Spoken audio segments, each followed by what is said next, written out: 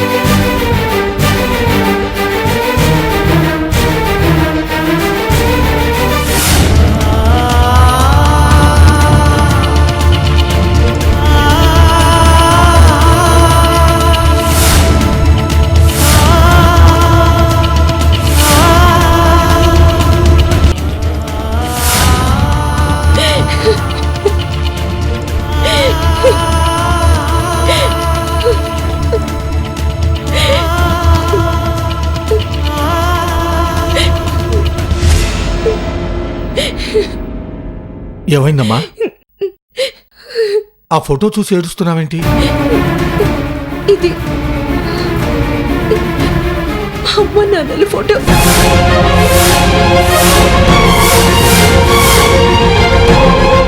మీ దగ్గరికి ఎలా వచ్చింది?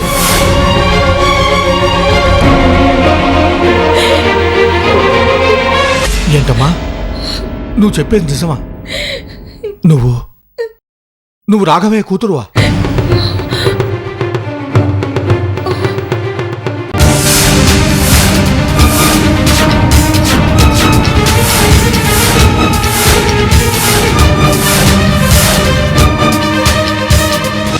ఏమిటి, మా రాఘవయ్య మీ నాన్నగారా?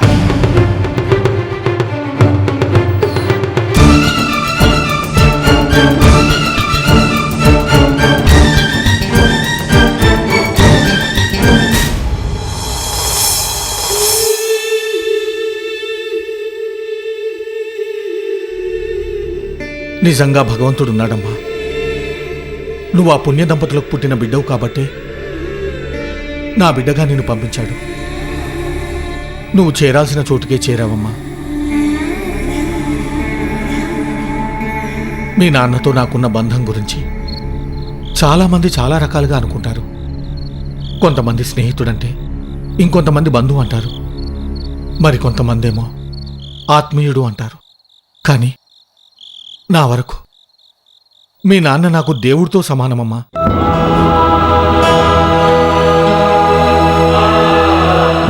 నా తల్లిదండ్రులు నాకు జన్మనిస్తే మీ నాన్న నాకు జీవితాన్నిచ్చాడు. నాకు కనీసం చదువుకోవడానికి కూడా డబ్బులు లేకపోతే అన్ని ఖర్చులు తనే భరించి నన్ను డాక్టర్ని చేశాడమ్మా మీ నాన్న.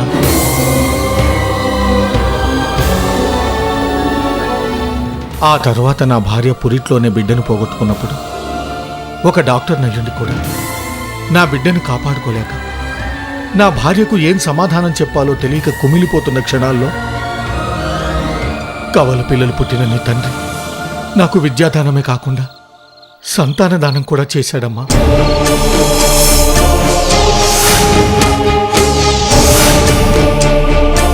ఆ ఇద్దరి కవలల్లో ఒక బిడ్డని నేను తెచ్చుకోగా మిగిలిన రెండో బిడ్డవి నువ్వేనమ్మా.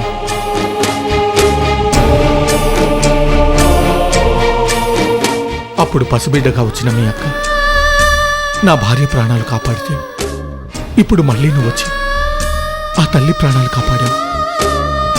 ఇప్పుడు నువ్వు ఉన్నది అతిథి స్థానంలో కాదమ్మా, మీ అక్క స్థానంలో.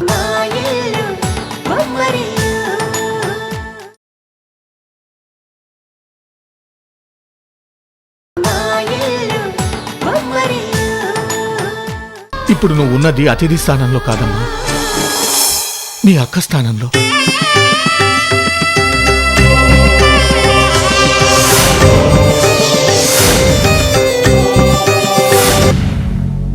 మీరు చెప్తుంది వింటుంటే సంతోషించాలో బాధపడాలో నాకు అర్థం కావడం లేదు. అక్క స్థానంలోకి వచ్చినందుకు సంతోషించాలా, లేకపోతే అమ్మ నాన్నలాగే అక్క కూడా దూరం అయిపోయిందని తెలిసి బాధపడాలా? లేదమ్మా, ఆ భగవంతుడు నడిపిస్తున్న ఈ నాటకంలో మిగిలిన పాత్రలుగా ఇప్పుడు మన ధర్మాన్ని మనం నిర్వర్తించాలి. మనకిష్టమైన వ్యక్తులు మనకు దూరమైనందుకు మనం బాధపడుతున్నామే కానీ ఎవరిని ఎప్పుడు ఎక్కడికి చేర్పించాలో ఆ భగవంతుడికి బాగా తెలుసమ్మా. అందుకే అమ్మా నాన్నలు దూరం అయ్యారన్న బాధతో ఈ అమ్మా నాన్నలకు నువ్వు దూరం కావద్దమ్మా. ఎలా దూరం అవుతాను నాన్న? ఇన్నాళ్ల నా నటన వెనుక మానవత్వం మాత్రమే ఉండేది. కానీ ఇప్పుడు నేనున్నది నా అక్క స్థానంలో అని తెలిసాక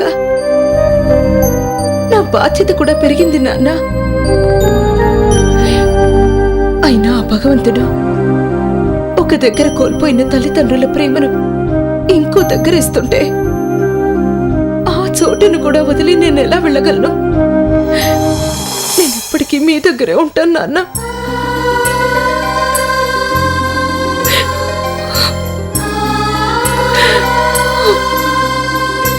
ఊరుకోమ్మా, ఊరుకో.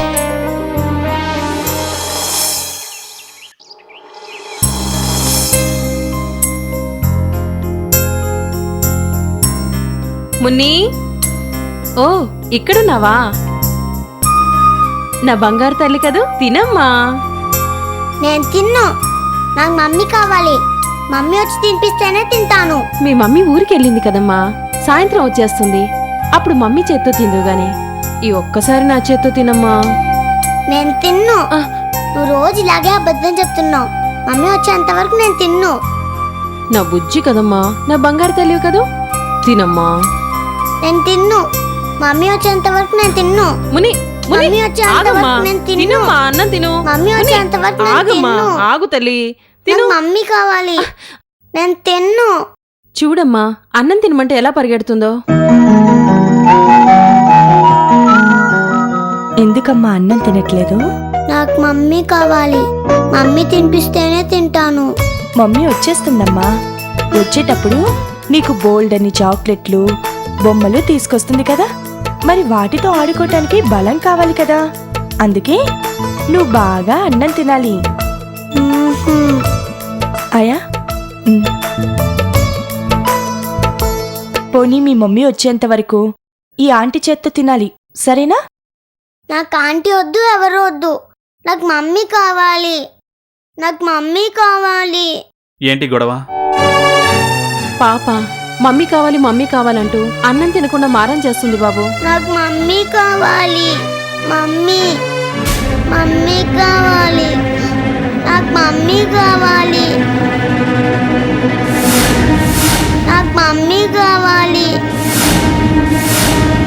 మమ్మీ మమ్మీ కావాలి. ఇది రోజు రోజుకి మొండిదాలే తయారవుతుంది. దీనికి మామూలుగా చెప్తే అర్థం కాదు. కూర్చో, తిను. నేను తిన్ను. నాకు మమ్మీ కావాలి. ఏయ్, ఇంకోసారి మమ్మీ పేరెత్తావో చంపేస్తాను. తిను. నేను తిన్ను. తిను.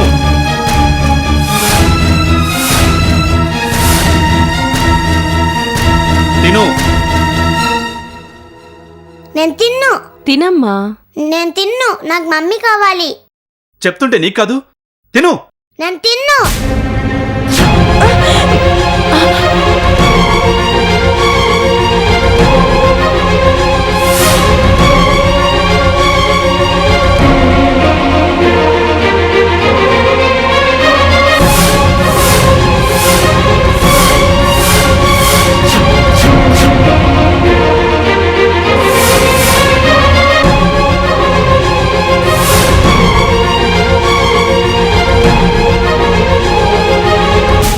రోజుకి పెంకితనం ఎక్కువ అవుతోంది. 4 తగిలిస్తే గానీ బుద్ధి రాదు. నిన్ను ఆంటీ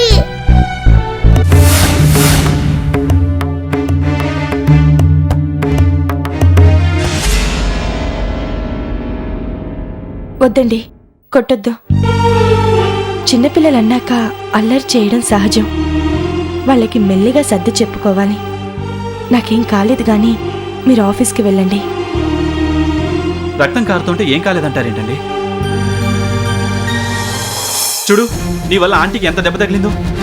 అన్నం తినని ఇంకోసారి గొడవ పెట్టావో చంపేస్తాను. పాప సంగతి నేను చూసుకుంటాను. ముందు మీరు ఆఫీస్కి వెళ్ళండి. సరే.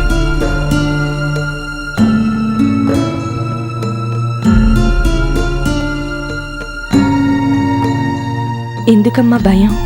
డాడీ వెళ్ళిపోయారుగా. డాడీ నిన్నేమీ అనరు. నీకు నేనున్నానుగా. అమ్మా!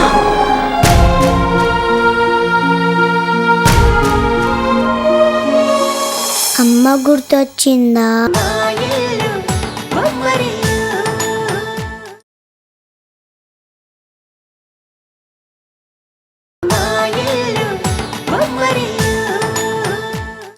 అమ్మ గుర్తొచ్చిందా?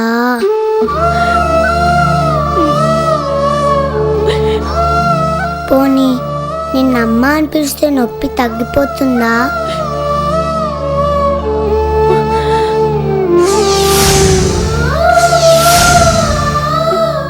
ఏడక్కు, నేను అమ్మా అని పిలుస్తానులే.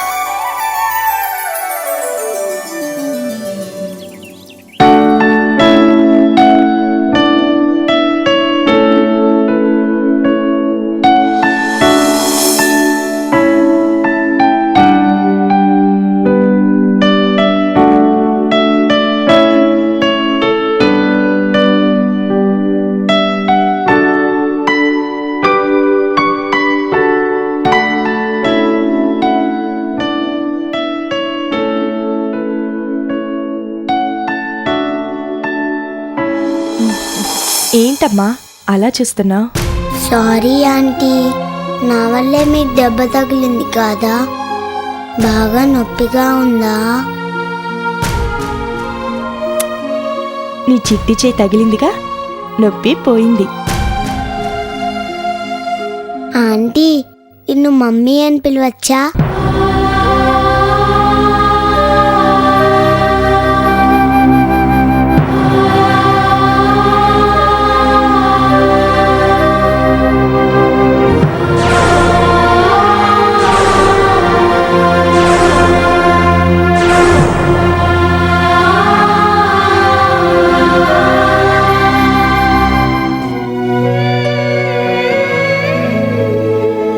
చెప్పాంటీ, మిమ్మల్ని మమ్మీ అని పిలవచ్చా?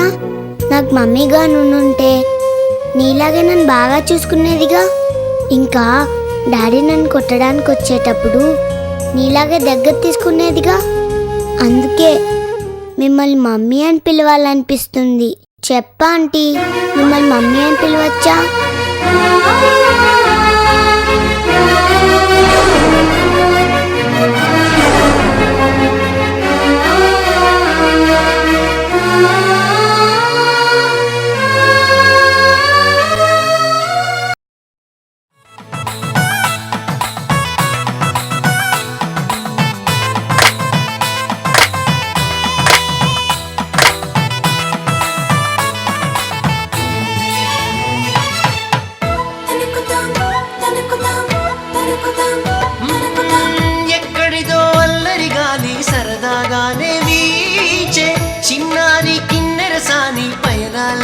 చూసి